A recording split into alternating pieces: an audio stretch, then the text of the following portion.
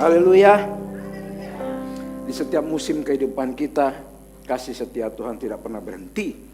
Ya, di tengah-tengah pergumulan, kesulitan, tantangan dan kegagalan-kegagalan kita, Tuhan tidak pernah meninggalkan kita. Perenungan tadi mengajarkan kepada kita seperti Petrus, harusnya orang yang mengkhianati Tuhan harus dihukum mati. Tapi Tuhan tetap datang kepada Petrus. Dia bukan sekedar datang, bahkan memulihkan. Wow, itulah Tuhan kita. Puji Tuhan. Baik, kita akan melanjutkan seri pengajaran kita tentang kitab Galatia. Hari ini adalah seri kedua. Minggu lalu kita sudah bahas dari ayat 1 sampai dengan ayat yang kelima pasal 1. Ya, minggu lalu kita belajar dan saya ingin mereview kembali bahwa pengajaran di Hawk adalah pengajaran eksegetikal. Ya, kita bicara eksposisi, kita bedah Alkitab, bukan topikal. Ya, topikal bagaimana langkah-langkah kita supaya kita diberkati Tuhan, bagaimana langkah-langkah kita supaya bisa mengalami kehidupan yang sehat, gitu ya. Langkah-langkah bagaimana berkat tercurah berlimpah-limpah dalam kehidupan kita. Bagaimana langkah-langkah diurapi Tuhan. Enggak ada. Ya. Biarlah teks Alkitab yang berbicara tentang apa, itu yang dinyatakan dalam kehidupan kita. Bukan opini pembicaranya, bukan opini pengkhotbahnya, tapi firman Tuhan bilang apa, itu yang harus kita ikutin. Bukan maunya kita. Ya. Nah, minggu lalu kita belajar tentang bagaimana inisiatif Allah dalam kehidupan kita. Ya, Tuhan berinisiatif untuk datang seperti contoh di perenungan tadi, bahwa Tuhan yang menginisiatif datang kepada Petrus. Ya. Nah, hari ini kita akan belajar tentang tema kita adalah hanya satu Injil. Berarti dengan kata lain ada Injil yang lain yang diberitakan di gereja-gereja. Ya. Seperti kita ketahui, Galatia itu sudah banyak jemaat-jemaat, artinya gereja-gereja sudah mulai berdiri. Ya, Rasul Paulus membangun kekristenan di sana, terjadi banyak jemaat-jemaat, terjadi pertumbuhan di sana, kegerakan di sana. Namun ternyata ada terindikasi Injil lain, munculnya pengajar-pengajar baru. Ya, setelah Rasul Paulus membuka pelayanan, dia pergi ke tempat lain, lalu dia mendengar bahwa di Galatia ada pengajar-pengajar lain yang mengajarkan suatu Injil yang lain. Nah, hari ini kita belajar, ini adalah salah satu doktrin kekristenan yang sangat penting di dalam kehidupan kita. Apalagi selalu disebutkan di tempat kita adalah gereja yang berpusat kepada Injil. Ya.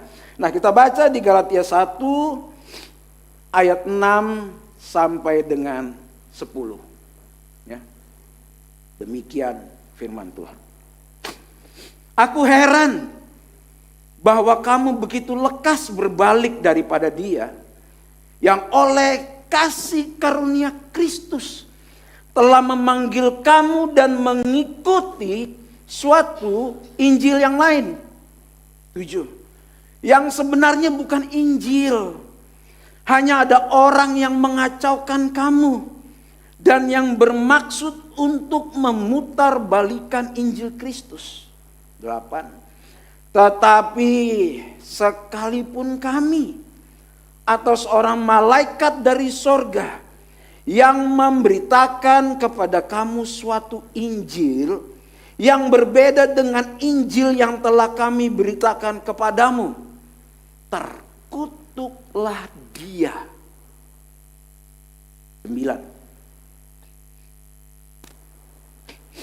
Seperti yang telah kami katakan dahulu, sekarang kukatakan sekali lagi, jikalau ada orang yang memberitakan kepadamu suatu Injil yang berbeda dengan apa yang telah kamu terima, terkutuklah dia. Diulang lagi Bapak Ibu Saudara, perkataan terkutuk ini. Ayat 10. Jadi bagaimana sekarang? Adakah ku cari kesukaan manusia atau kesukaan Allah? Adakah ku coba berkenan kepada manusia? Sekiranya aku masih mau mencoba berkenan kepada manusia, maka aku bukanlah hamba Kristus.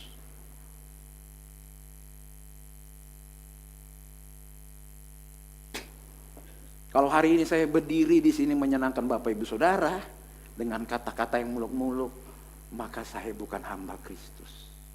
Saya lebih takut kepada siapa yang memberikan hidup saya, yaitu Dia yang sudah mati di atas kayu salib. Ini menjadi pondasi penting.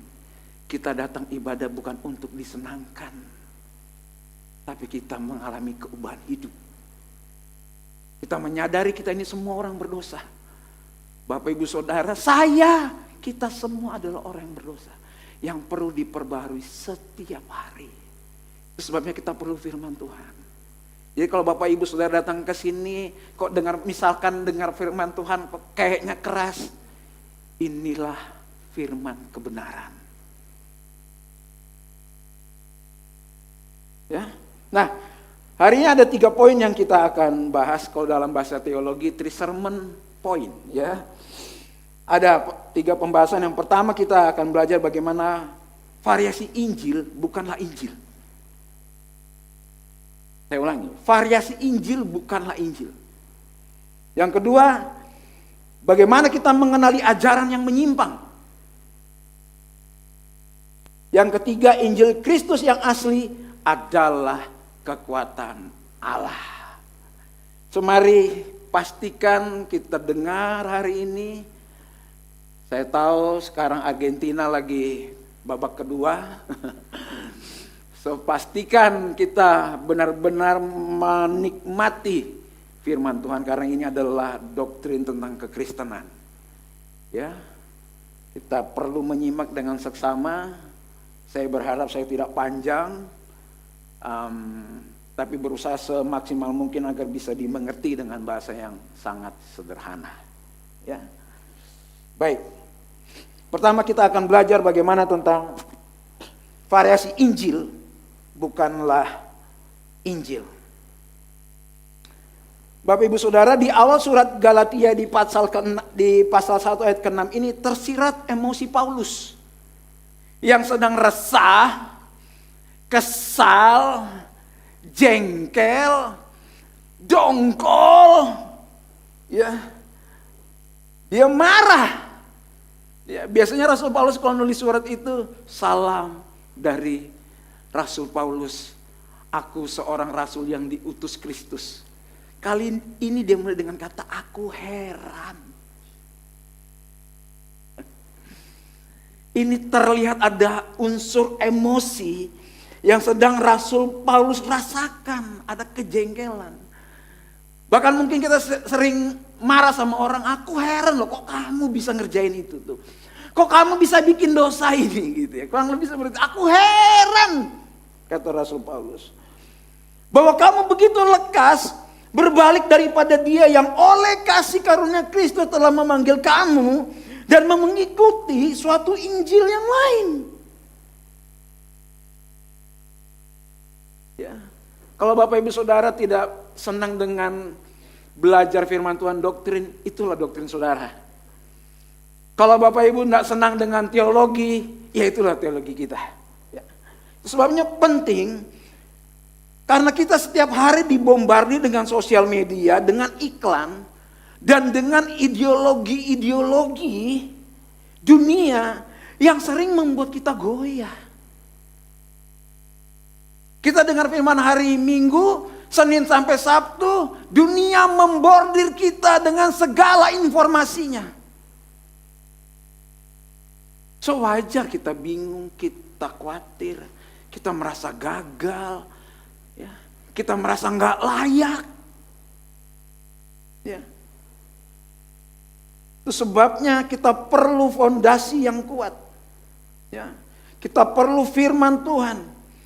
Orang yang mendengarkan firman Tuhan dan melakukannya seperti membangun rumah di atas batu karang.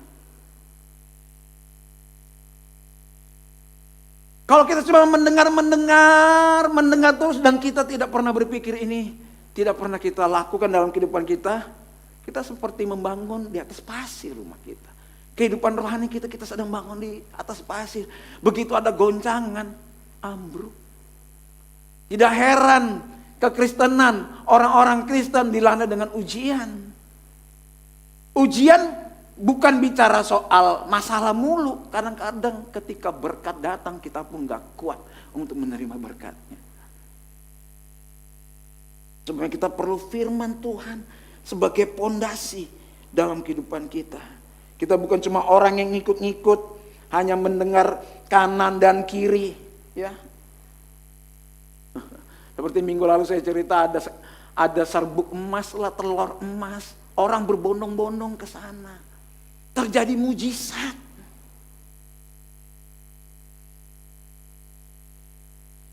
Nah,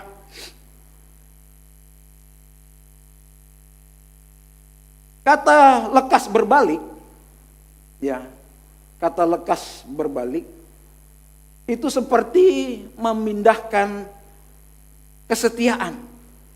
Ya. Kata berbalik itu bahasa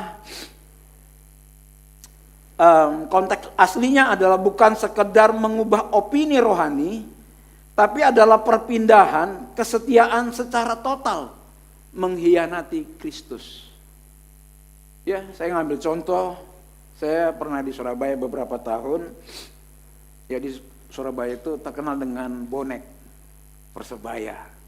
Ya, pakai baju hijau, bonek gitu ya. Seperti kita, siapalah tim yang Bapak Ibu Saudara suka. Ya. Kita senang pakai jersinya. Ya.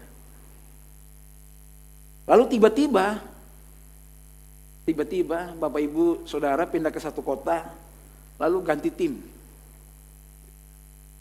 Sama, mengalihkan lekas berbalik itu kita mudah ganti-ganti pemikiran kita tentang Yesus.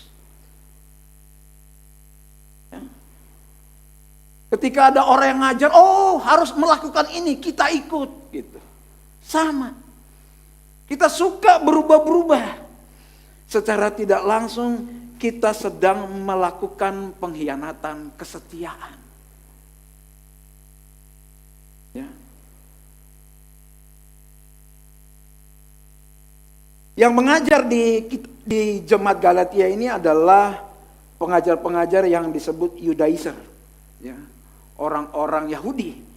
Ya, mereka bilang begini, oke, Injil kan kita sudah dengar tentang Yesus Kristus. Tapi kita kalau mau selamat kita perlu melakukan apa yang diperintahkan oleh Taurat Musa. Wih, ada ajaran baru lagi. Ini Injil bicara tentang keselamatan, tapi kita perlu menambahi perbuatan kita supaya kita bisa selamat. Injil gak cukup, harus ditambahkan ajaran Musa. Ya. Bapak Ibu yang di sini suka bikin kue atau di sini ada yang desainer ya. Setiap kali bikin selalu ada polanya.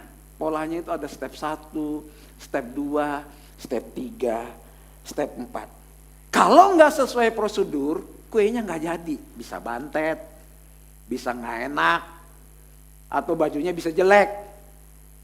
Ya, ada prosedurnya. Lalu kalau kita bicara tentang keuangan, kalau Bapak Ibu ternyata dikasih, saya lah ya, dikasih ATM-nya Dr. Samuel gitu ya. Wis, sumpama contoh. Pastor ini ada ATM nih, PIN-nya 11, 12, 13 misalkan. Saya dikasih PIN-nya ini. Tapi saya punya pemikiran lain. Kayaknya Dr. Sam ini bohong deh. Kayaknya mungkin bukan 11, 12, 13. Saya pakai angka sendiri, 10, 20, 30. Kira-kira uangnya keluar apa enggak? Seringkali kesesatan datang tidak dengan mencoret nama Tuhan Yesus. Kesesatan terjadi dengan menambahkan sesuatu pada Injil atau merubah urutan kebenarannya. Masih dalam nama Yesus, masih. Tapi urutannya dirubah.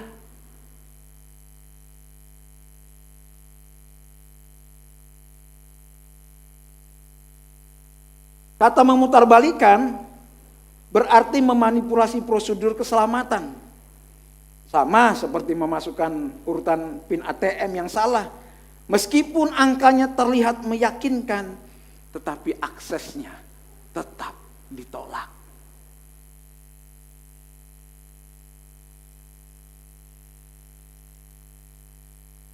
Kalau gitu gimana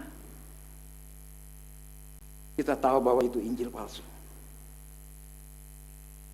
Silakan gambar berikutnya.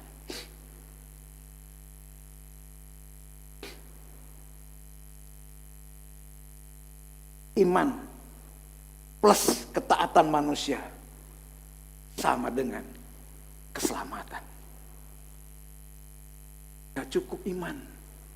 Kita harus berbuat supaya kita mendapatkan keselamatan.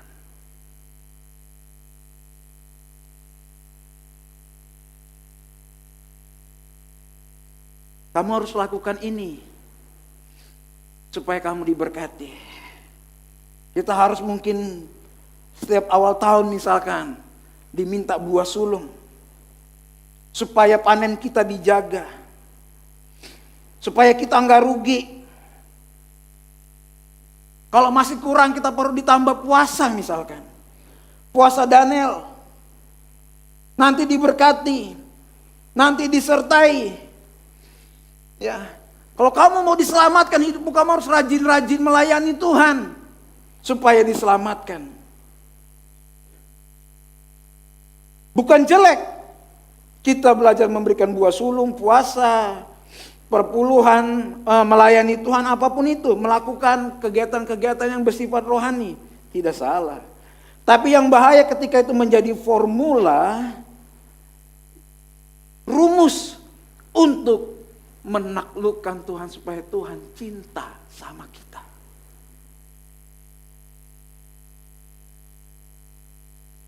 Kita berbuat dulu supaya Tuhan melakukan. Kalau kita diajarkan ini terus, secara tidak sadar kita sedang diajarkan Injil yang lain. Itu sebabnya iman harus menjadi pondasi penting. Bukan perlu ditambah-tambah ketaatan kita. Ya.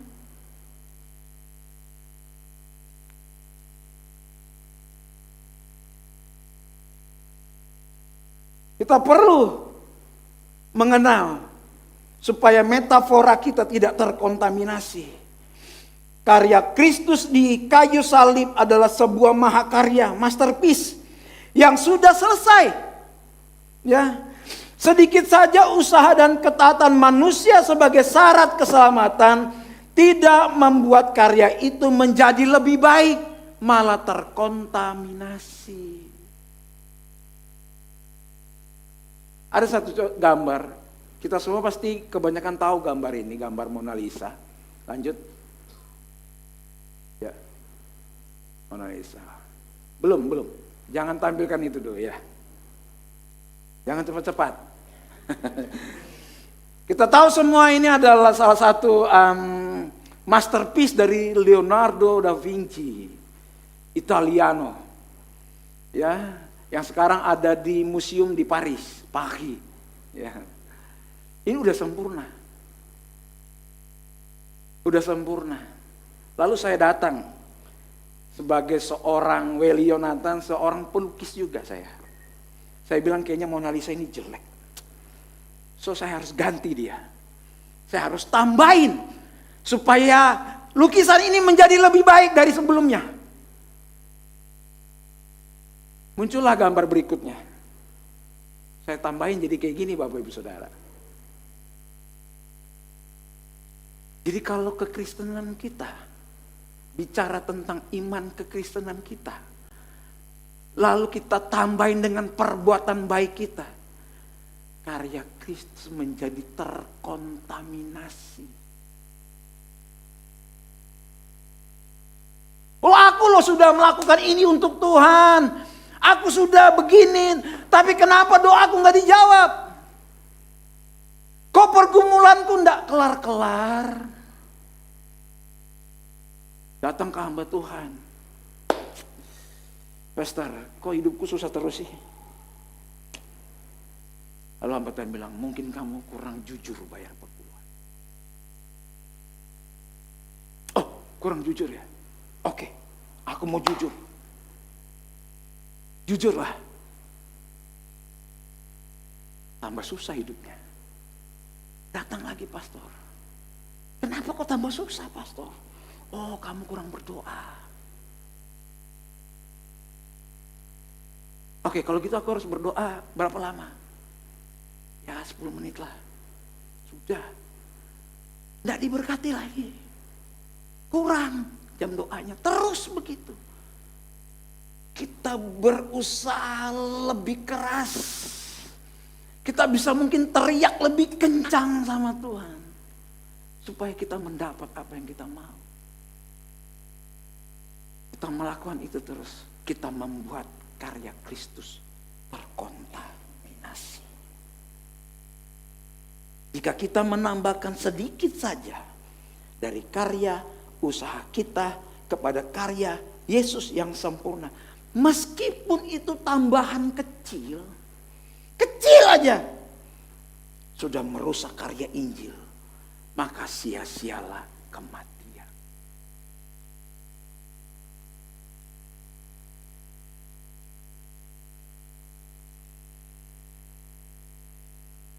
Tidak ada hal yang bisa kita lakukan untuk menambahkan sebuah masterpiece, karena masterpiece itu adalah sempurna. Begitu juga dengan keselamatan. Apa yang Kristus sudah lakukan sempurna, tidak usah ditambah-tambahin.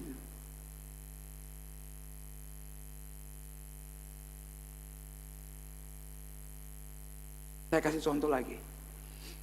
Kalau Bapak Ibu lagi mau minum tuang apalah air mineral lah ya, tiba-tiba kemasukan lalat, Bapak Ibu minum apa? Buang. Kalau di agama sebelah didoain diminum aja lagi. Kita pasti buang. Sama, kemurnian Tuhan itu nggak bisa dicampur dengan perbuatan manusia. Dia sangat besar, kita ini kecil. Jangan kita tambahi perbuatan kita supaya Tuhan terpesona dengan kita. Gak akan pernah.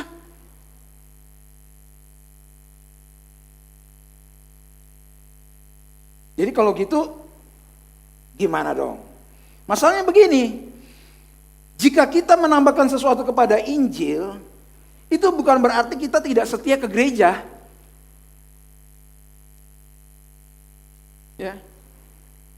Bahkan kita ada di dalam gereja, bahkan kita tidak meninggalkan gereja.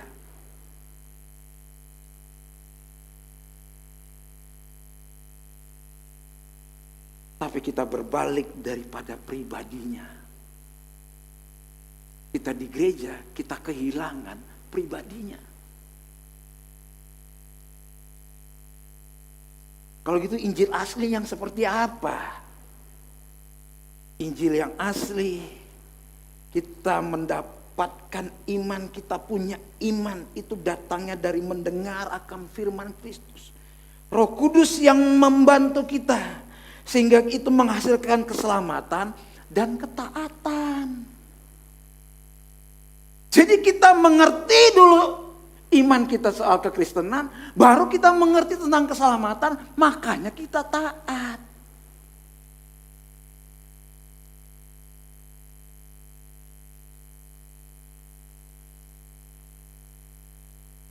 Kalau kita bisa, hari ini kita bisa ibadah, mungkin ada yang ngajak kita. Ya. Tapi itu Roh Kudus yang pakai orang itu untuk ngasih tahu yuk ibadah. Kalau hari ini tiba-tiba ada yang mungkin kekristenannya masih bingung, tiba-tiba mau belajar, itu Roh Kudus. Nggak ada kekuatan manusia yang bisa memanggil kita, nggak ada. Tuhan yang pakai orang-orang. Seandainya mungkin orang itu tidak pernah memberitahukan kepada kita, tidak pernah menginjili kita, itu Tuhan pakai orang-orang yang berdoa. Jadi nggak ada satupun kekuatan kita yang bisa menghasilkan keselamatan dan ketaatan. Itu semua adalah karya Roh Kudus dalam kehidupan kita. Jangan ada orang yang memegahkan diri, kata Rasul Paulus. Jadi Injil yang asli itu selalu mengajarkan tentang bagaimana Kristus, iman kita yang menghasilkan keselamatan dan ketaatan. Jadi kita taat karena lahir dari iman, pengenalan akan Dia yang mengasihi kehidupan kita.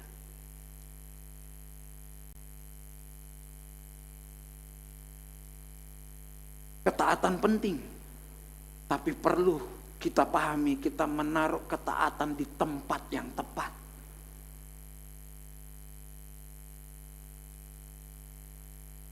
Ketaatan adalah buah dari iman di dalam Injil Kristus, bukan suatu syarat keselamatan. Iman yang membuat kita diselamatkan kepada Kristus, sehingga kita ingin taat. Kita nggak nyaman dengan dosa. Ya. Kita bisa berdoa, kita baca firman, kita pelayanan. Bukan supaya kita diberkati atau supaya kita mendapat perkenanan Tuhan. Tetapi karena sudah diselamatkan. Karena kita mengerti kita sudah diperkenan. Ya. Timothy Keller bilang begini, ketaatan bukan sebuah syarat di awal, melainkan implikasi di akhir. Kita diterima terlebih dahulu, baru dimampukan untuk taat.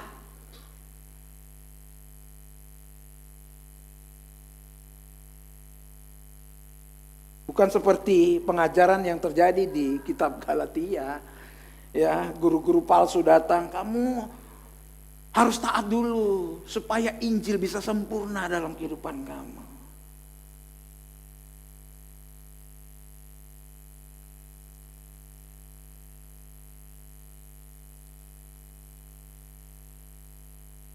Suatu kali ada rekan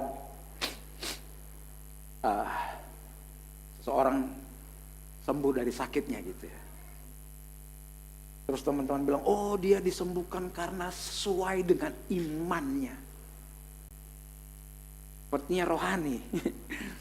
Oh dia bisa sembuh karena sesuai imannya.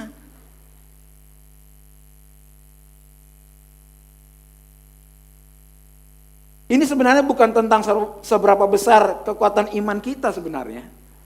Ya. Melainkan kepada siapa objek iman itu kita letakkan.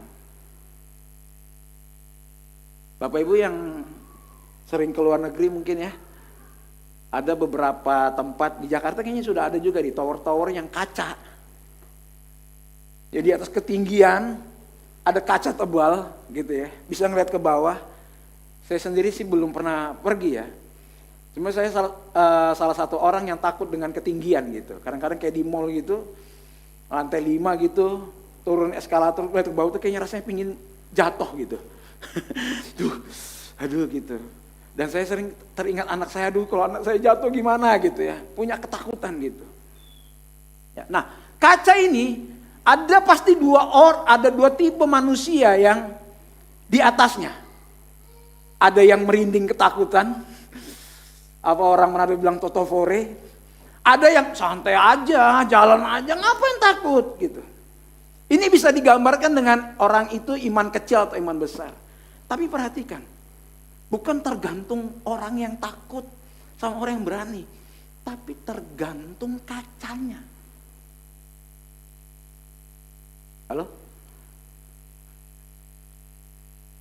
Kepada siapa iman kita sebagai pijakan kita? Kita wajar kita takut hari-hari ini. Di tengah negara yang situasinya aduh. Bukan tergantung kita, tapi kepada siapa kita taruh objek iman kita. Itu menjadi pijakan yang kuat.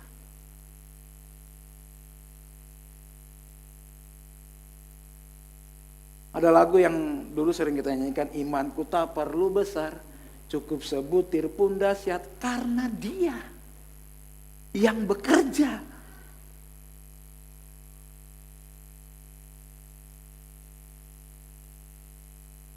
Sebabnya kita perlu belajar mengetahui orang yang ketakutan, ada orang yang melompat kegirangan, sama-sama ditahan oleh kaca yang tebal itu.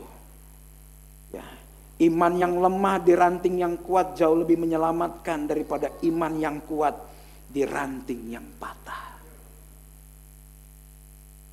Objek kita siapa? Kita bisa lemah, kita bisa takut. Mungkin orang menganggap kita, oh lu gak punya iman. Iya, imanku memang lemah. Tapi kepada siapa aku berharap itu yang kuat.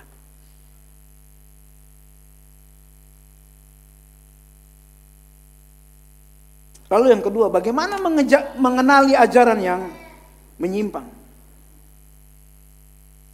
Ya, bagaimana mengenali ajaran yang menyimpang? Ya.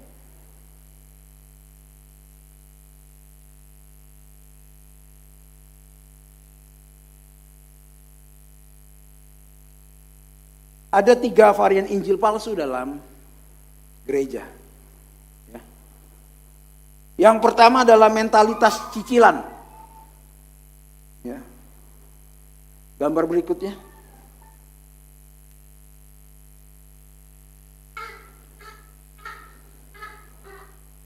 Ya. Mentalitas cicilan. Allah hanya memberikan DP, uang muka, tentang keselamatan. Sisa hutangnya kita harus lunasi sendiri dengan usaha, kedisiplinan, dan kekuatan pribadi kita. Ya. Jadi kalau mentalitas cicilan ini, Tuhan itu hanya kasih kita keselamatan, sisanya kita harus usaha dengan kedisiplinan rohani, dengan kekuatan pribadi kita, otak kita, ya, perilaku-perilaku rohani kita. Hati kalau kita mendengar seperti ini. Yang kedua, ada penambahan syarat. Percaya Yesus itu baik, tapi Anda harus menambahkan puasa khusus, buah sulung, persembahan tertentu, agar benar-benar diberkati dan dilindungi. Bahkan saya ingat banget karena saya dulu juga pelaku, ya, hati-hati kamu kalau tidak memberi, apa berkatmu akan dimakan belalang pelahap. Pakai ayat lagi ngancamnya.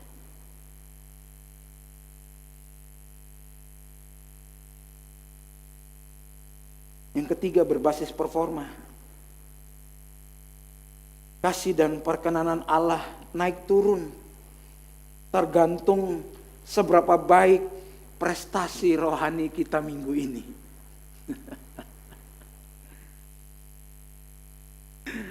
Tergantung prestasinya. Kalau selama seminggu ini gak bikin dosa, wis, rezeki anak soleh.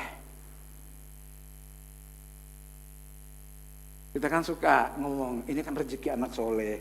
Karena aku kan sering melakukan ini untuk Tuhan, makanya aku diberkati. Rohani kelihatannya. Tapi itu bukanlah Injil.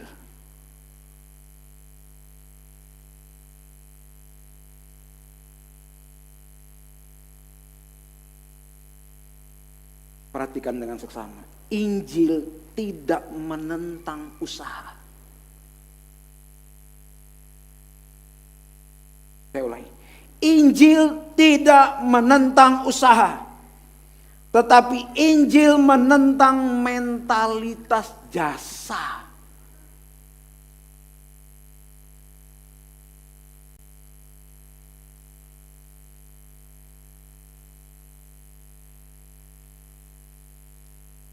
Satu kali saya nonton podcast. Ya, nonton podcast, ada hamba Tuhan bangun gereja besar 7.000 kursi. Lalu dia ditanya. Saya waktu dengar itu antara bergejolak lah dalam hati saya. Kenapa pastor bisa bangun gereja 7.000 kursi? Karena iman saya, dia bilang.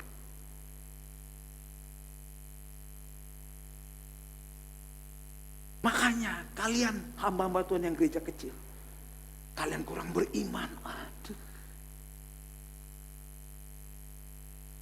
Dia lupa.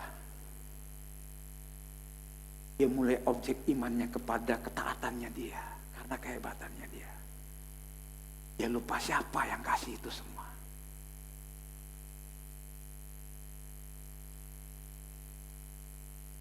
Hari ini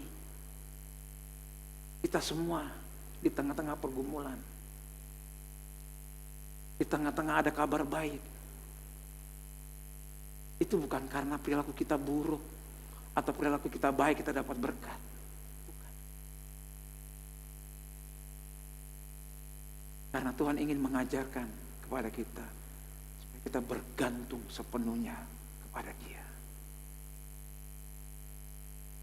Bukan kepada performa kita.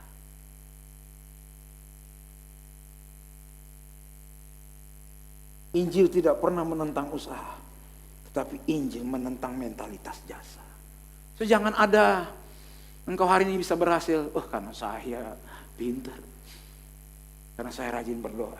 Atau hari ini yang mungkin pergumulanmu nggak dijawab-jawab, mungkin kamu berpikir kita kurang rohani. No.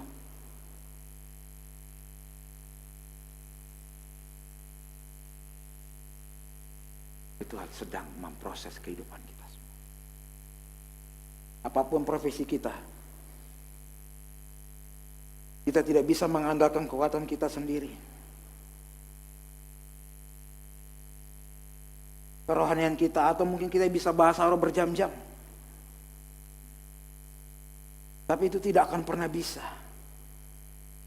Kita tidak pernah bisa berusaha untuk berkenan, karena pada dasarnya kasih Allah lah yang memberikan kita performa.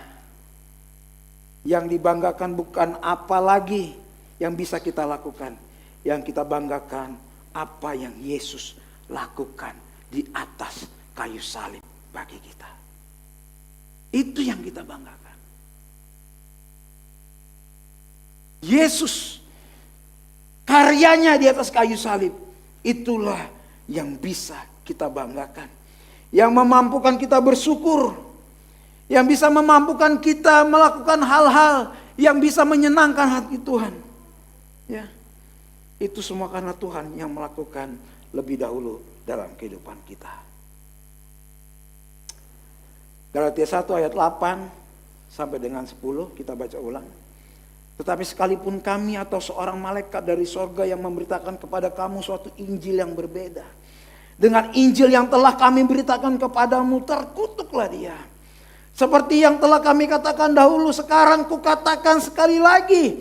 Jikalau ada orang yang memberitakan kepadamu suatu Injil yang berbeda dengan apa yang telah kamu terima, terkutuklah dia. Jadi, bagaimana sekarang adakah kucari kesukaan manusia atau kesukaan Allah? Adakah kucoba berkenan kepada manusia? Sekiranya aku masih mau mencoba berkenan kepada manusia, maka aku bukanlah hamba Kristus.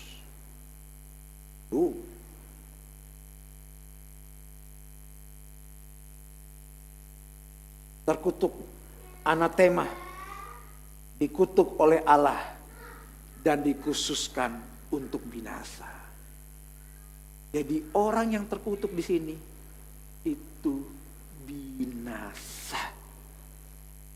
Dikutuk oleh Allah dan dikhususkan untuk binasa. Ya. Rasul Paulus bilang begini, ayat 8 tadi, tetapi sekalipun kami, bahkan dia mengingatkan dirinya. Ya.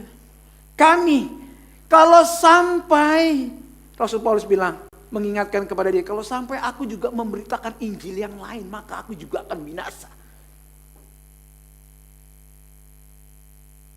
Lalu Rasul Paulus bilang lagi, atau seorang malaikat dari sorga datang. Ada yang pernah di sini didatangi malaikat? Saya juga belum pernah. Saya juga pingin didatangi malaikat gitu-gitu. Tapi belum. Rasulullah begini, seorang malaikat dari sorga, kalau dia juga memberitakan kepadamu suatu Injil yang berbeda, binasa. Bayangkan kita tiba-tiba malam berdoa ini, pakai gitar, kita lagi penyembahan, tiba-tiba malaikat datang. Malaikatnya bilang begini, well, kalau hoax mau besar, kamu harus A, B, C, dan D, itu Injil yang lain. Meskipun malaikat dari sorga. Kalau bahasa modernnya gini, oh mungkin dia sudah sering Tuhan ngomong audible sama dia. Mungkin Tuhan sering kasih mimpi sama pendetanya. Terus kita percaya.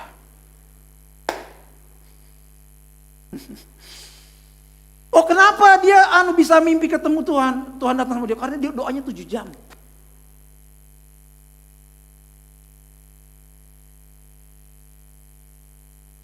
Saya nggak tahu itu berdoa sambil tidur apa enggak ya. Dan sekarang medsos terbuka. Mimpilah. Tuhan ngomong sama saya. Rasul Paulus bilang, malaikat aja datang dari sorga, ngomong kalau ada Injil yang lain, binasa.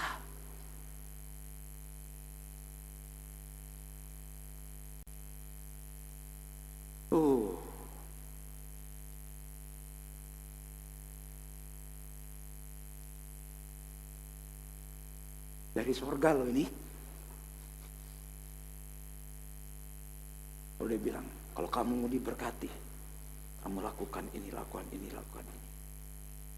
Kok jadi mirip ke Gunung Kawi ya? Sekarang kan lagi rame ke Gunung Kawi, bukan cari kaya, bawa musuhmu ke Gunung Kawi. Iya kan? Tapi kalau sekarang gereja jadi versi Gunung Kawi yang rohani, Bapak Ibu Saudara.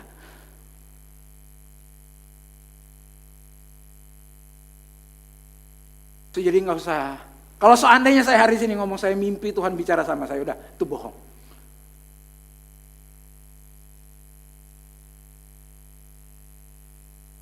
Ada. Saya melihat tempat ini dipenuhi orang banyak, udah ada. Injil jelas. Seandainya malaikat dari sorga datang mengabarkan Injil yang lain kepadamu, terkutuklah dia.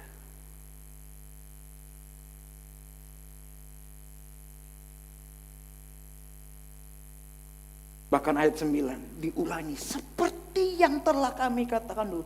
Sekarang kukatakan sekali lagi. Jikalau ada orang yang memberitakan kepadamu suatu Injil yang berbeda dengan apa yang telah kamu terima, terkutuklah dia. Terkutuk di sini itu binasa. N, you and me, N.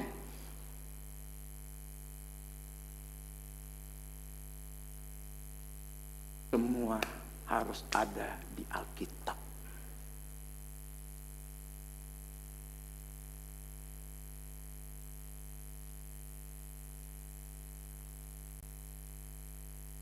Bukan sang pembawa berita atau pengkhotbahnya yang membenarkan pesan pengkhotbahnya atau berita Injilnya. Tetapi pesan dan berita Injil khotbah berdasarkan Injil yang membenarkan pengkhotbahnya.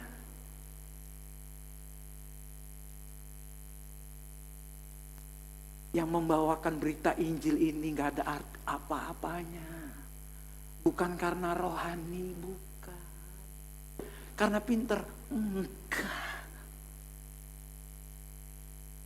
Semuanya karena kemurahan Tuhan. Injil yang membenarkan kita semua.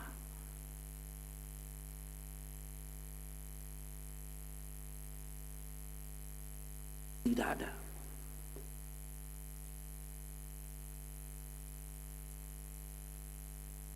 Yang ketiga, bagaimana kita mengenal Injil Kristus yang asli, yang adalah kekuatan Allah. Ya. Kita perlu berhati-hati, kita jangan tertipu oleh karisma. Ya. Bisa nyembuhkan orang, bisa orang geblak. Ya. Kita perlu berhati-hati. Dengerin khotbahnya, apa yang disampaikan. Pusat pemberitaannya siapa? Kristus apa bukan? Kalau yang diberitakan pengalaman saya naik turun sorga, udah. Cukup. Ada teman saya soal Alkitab kalau ngomong, dia orang Dayak di Kalsel, dia tidak bisa ngomong cukup. Cokop kowel, cokop. Cukup, sudah. Ya. Nah, Injil Kristus yang asli adalah kekuatan Allah. Ya. Roma 1 ayat 16 bilang gini, sebab aku mempunyai keyakinan yang kokoh dalam Injil. Karena Injil adalah kekuatan Allah yang menyelamatkan setiap orang yang percaya. Injil adalah kekuatan Allah yang menyelamatkan setiap orang yang percaya.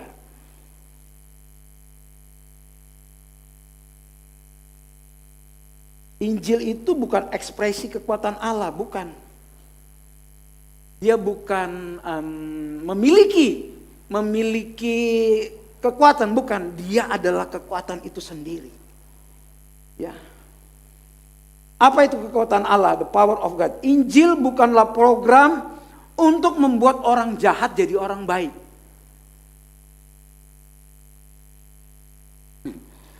Injil bukanlah program untuk membuat orang jahat menjadi orang baik. Injil adalah kuasa yang membangkitkan orang yang mati rohani menjadi hidup.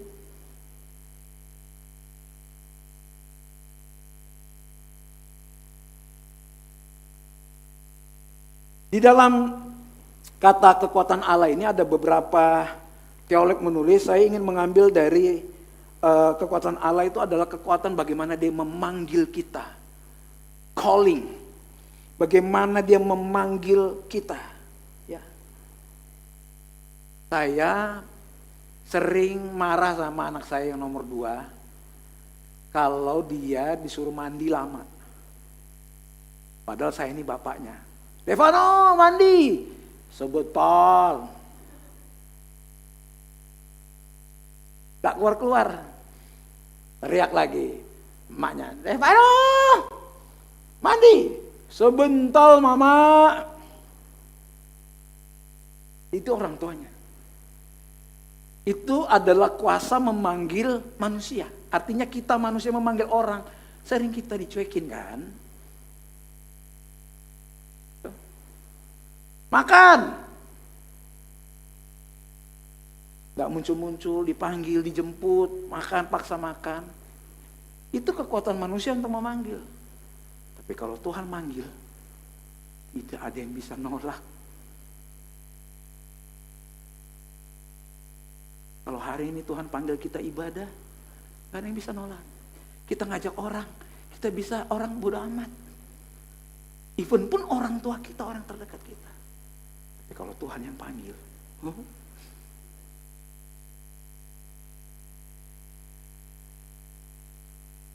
tidak ada yang bisa nolak.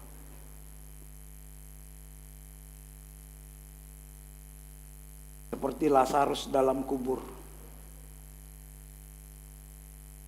Waktu dia bilang, Lazarus, bangkitlah. Bangkit.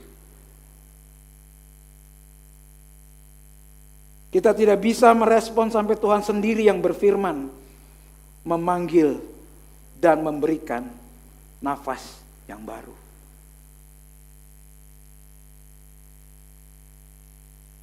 Kalau tiba-tiba kita tenggelam, Bapak Ibu Saudara, ya, di kolam kah atau di laut kah kita tenggelam, lalu kita sering dibantu dilempar pelampung. Lalu kita berusaha untuk menggapai pelampung. Kasih Yesus bukan seperti pelampung. Waktu tenggelam, Yesus jebur, cari kita sampai ke dasar, dibawa naik sampai ke permukaan. Terus Yesus lakukan apa? Dia hembuskan nafas. Itu kasihnya. Kita nggak perlu tambah-tambahin. Seolah-olah kasih Yesus seperti pelampung. Kita berusaha kejar kasihnya. No. Waktu kita tenggelam, dia yang cari kita sampai ke dasar. Dia angkat kita sampai ke permukaan. Dia hembuskan nafas hidup. Kehidupan kekal.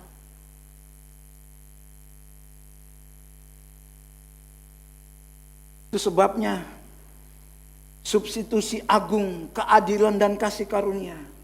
Kehancuran ditanggung secara penuh oleh Kristus. Sehingga perkenanan Bapa diberikan secara penuh kepada kita. Seharusnya kita yang berdosa, kita yang semestinya dihukum mati. Tapi kasih karunia, dia yang tidak berdosa, dia yang disalibkan menggantikan kita.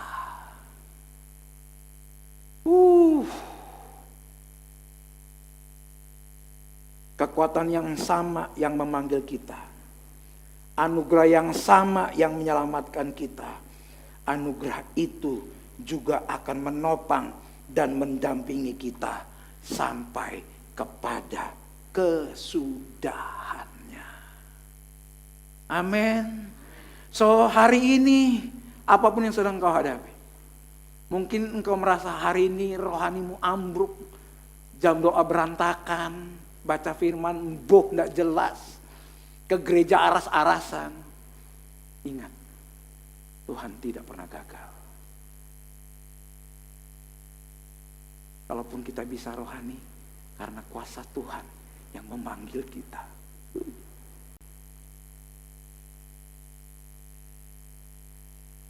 Galatia 1:10. So, bagaimana sekarang? Adakah ku cari kesukaan manusia atau kesukaan Allah? Adakah ku coba berkenan kepada manusia? Sekiranya aku masih mau berkenan kepada manusia, maka aku bukanlah hamba Kristus. Dan kali dalam kehidupan ini, kita suka menghindari konflik. Padahal orang dekat kita mungkin sedang melebar jauh dari firman Tuhan. Udah gak usah ditegur daripada rame.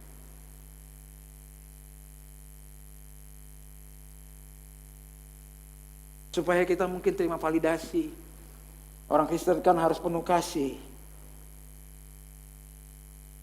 Akhirnya kita mencari perkenanan manusia. Gak usah. Nanti aku dicap apa?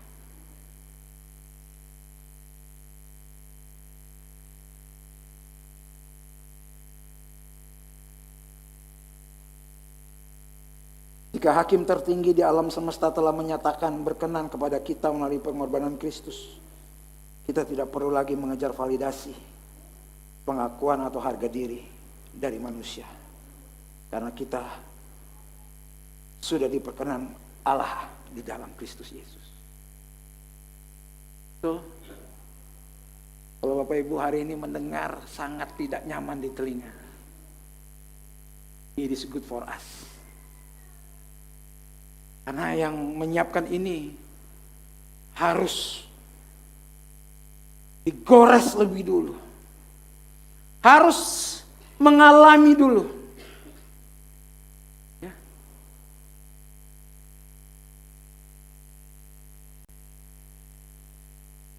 Bagaimana mentalitas jasa melawan mentalitas bersyukur? Konteks agama dan performa. Motivasi ibadah. Beribadah dan berbuat baik supaya diterima dan diberkati Allah. Saat menghadapi krisis, Tuhan, dosa apa yang aku lakukan? Apakah aku kurang puasa ya? Mulai mengandalkan performa. Fokus utamanya apa yang harus saya selesaikan. Tapi konteks Injil dan kasih karunia, Motivasi ibadah, beribadah dan berbuat baik karena sudah diterima dan diberkati oleh Allah. Saat menghadapi krisis, kita bisa bilang, Tuhan, anugerah-Mu cukup bagiku. Mengandalkan salib. Fokus utamanya, apa yang Kristus telah selesaikan. Saya undang pemain musik. Bapak Ibu Saudara, jika saya menggambarkan kita menerima metafora cek 100 juta dolar. Memiliki cek 100 juta dolar lalu kita laminasi, kita pajang di dinding, ya, di ruang tamu, itu tidak akan pernah mengubah hidup kita jika cek itu tidak pernah dicairkan. Ya. Kalau saya mungkin dapat cek ini, langsung beli tanah di gereja. Langsung dicairkan. Kenapa? Karena jika hanya memajang Injil sebagai teori untuk diperdebatkan, percuma. Tapi Injil harus dihidupi, dipercayai, dan diaplikasikan dalam keseharian kita. Nah, bagaimana implikasi Injil dalam kehidupan kita? Yang pertama, kita memandang Kristus. Fokus kita bergeser dari kecemasan akan performa diri sendiri menuju kesempurnaan karya Kristus. Yang kedua, kita aman dan berakar. Kita memiliki damai sejahtera yang sejati dan tidak lagi diombang-ambingkan oleh FOMO atau tren rohani. Ya, yang ketiga, kita merdeka sepenuhnya. Kita merdeka dari tuntutan perkenanan manusia. Karena pijakan kita semata-mata ada pada firman Kristus. Katakan amin. Itu saja pijakan kita. Firman Tuhan. Gak usah ditambah-tambahin. Pakai pengalaman, pakai ketaatan, pakai naik turun sorga, pakai mimpi-mimpi, pakai ngomong Tuhan bicara-bicara sama saya. Dah. Lihat Alkitab, baca. Sebabnya kita perlu mengenal doktrin yang benar tentang kekristenan. Biarlah Tuhan Yesus menolong kita semua. Pengumuman minggu depan, ibadah seperti biasa jam 10, ibadah pemuda jam 6 sore. Tuhan Yesus memberkati kita semua. So kita akan akhiri ibadah kita, mari kita berdiri sama-sama.